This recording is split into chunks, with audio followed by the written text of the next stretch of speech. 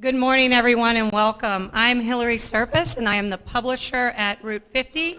It is my pleasure to welcome all of you in the room and those online joining us through our nationwide broadcast today to the first event in the 2017 Route 50 Navigator Awards program. Before we get started today, I wanted to take a little bit of time to give you background on the Navigator Awards and why we're gathered here today. At Route 50, we're dedicated to connecting state, county, and municipal leaders across the United States by enabling them to share their best practices and innovative solutions to key challenges they face in government. That's really the reason why we started the Route 50 Navigator Awards program. It was to recognize their successes and innovative practices. The Navigator Awards is a year-long events and awards program that identifies and highlights individuals and teams of state and local innovators, technologists, rising stars, who have demonstrated their ability to conceive but also implement great ideas.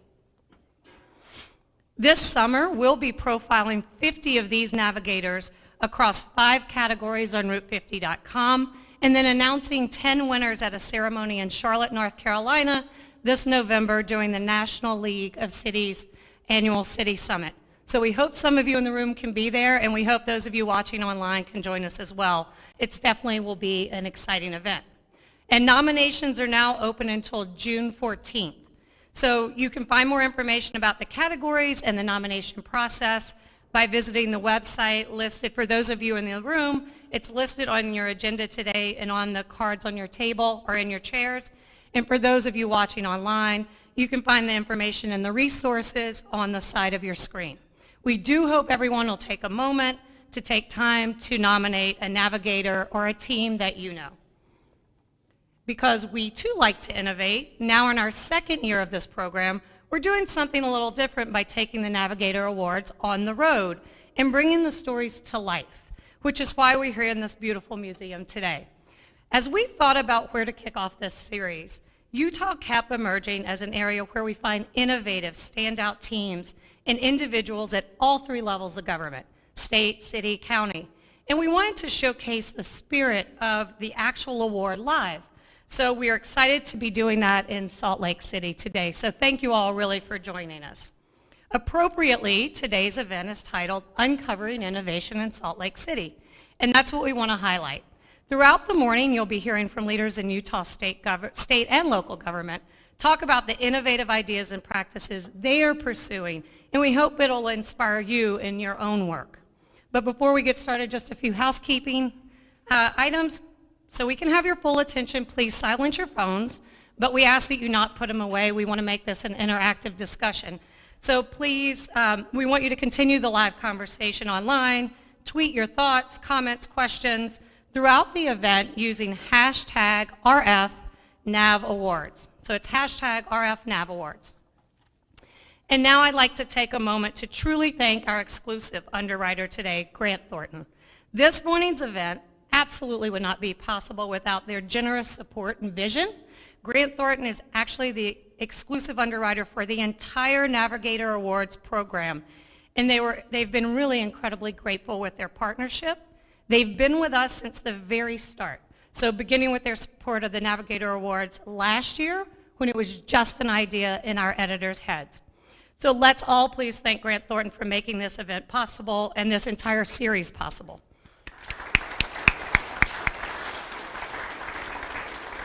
And now it's my pleasure to welcome Tony Hernandez, Principal of Advisory Services at Grant Thornton, to address the audience.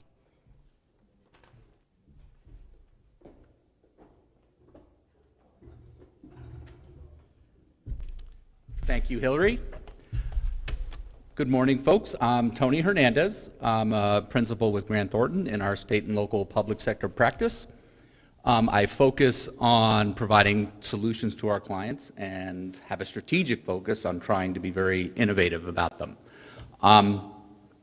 From our perspective, we have been so thrilled to be involved supporting what Route 50 has been doing and trying to focus on bringing innovation to our clients in the public sector.